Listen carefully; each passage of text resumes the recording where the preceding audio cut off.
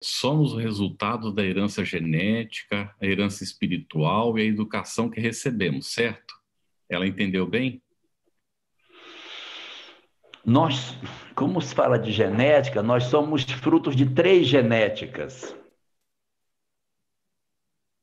Três genéticas. Nós temos uma genética que é a genética biológica, a genética originária de nosso pai e de nossa mãe. Eu sou geneticamente resultado da conjunção do óvulo e do espermatozoide de minha mãe e de meu pai, que me geraram o corpo que eu tenho. Por isso que eu sou parecido com eles, tenho características de meu pai, tenho características de minha mãe, sou parecido com meus irmãos, porque eu tenho uma herança biológica que veio deles. Mas não é só isso. Eu tenho uma segunda herança.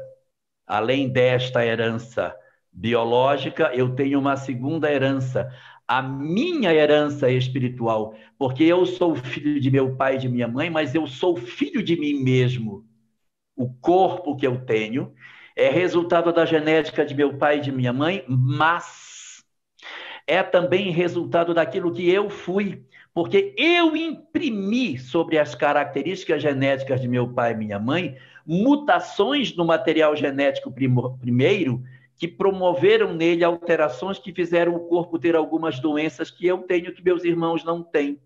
Características que eu possuo que meus irmãos não possuem, porque no processo de formação da embriogênese, eu fui mutilando algumas partes espirituais do meu corpo físico, que foi promovendo com que eu tivesse um fígado mais difícil, um rim com mais problema, um estômago, um cérebro, um órgão qualquer, com algumas anomalias em função dos compromissos que eu tinha. Então, eu sou filho de meu pai e de minha mãe, é verdade, mas eu sou filho de mim mesmo, eu sou filho do meu próprio histórico. Essas duas características são muito importantes na formação do meu corpo físico. Mas eu tenho uma terceira componente, porque eu sou filho de meu pai e minha mãe, eu sou filho de mim mesmo, mas eu sou filho de Deus. Então eu tenho uma herança espiritual que vem da divindade, porque os processos reencarnatórios, eles são basicamente de duas grandes linhagens, os de interesse individual e os de interesse coletivo. Os que são de interesse individual, que são aqueles em que o indivíduo renasce para ver uma história que só diz respeito a ele mesmo, espíritos em início de evolução ou com graves deformidades físicas e mentais, que a sua existência vai servir só para ele, nós temos outros que reencarnam por interesse coletivo, pessoas que vão exercer funções de grande interesse social. Então, esses possuem uma componente de misericórdia muito grande. Aqui é a biologia, o segundo é a justiça, o terceiro é a misericórdia. Deus é justo e bom. E o que seria essa terceira componente? É a possibilidade de eu poder ter a redução de um impacto de doença por uma possibilidade de serviço na Terra. Eu poderia ter nascido com graves problemas pulmonares. Poderia, porque eu tenho uma história que justificaria ter um problema de pulmão. Mas em função do que eu vim fazer na Terra, os espíritos, não. Pela lei de causa e efeito, pela justiça, ele deveria voltar com o pulmão todo sequelado. Mas ele tem um compromisso para executar, e se ele vier com esse pulmão, não vai dar certo.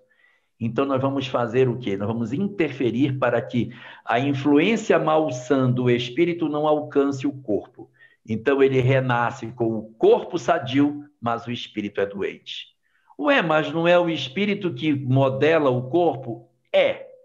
Mas nos processos reencarnatórios de interesse coletivo, os espíritos põem a mãozinha na frente assim, ó, e não deixa com que a influência negativa do espírito alcance o corpo, como se botasse um anteparo e diz, não deixa com que isso perturbe o corpo, deixa o corpo se formar saudável, senão ele não vai ter como executar as suas funções no mundo.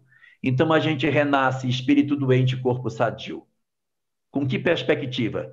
Que a minha mudança de comportamento durante a vida física, pelo serviço no bem que eu vou fazer, altere a fonte, que seria o espírito, ele melhora a matriz e para de bombardear o corpo com as energias malsãs.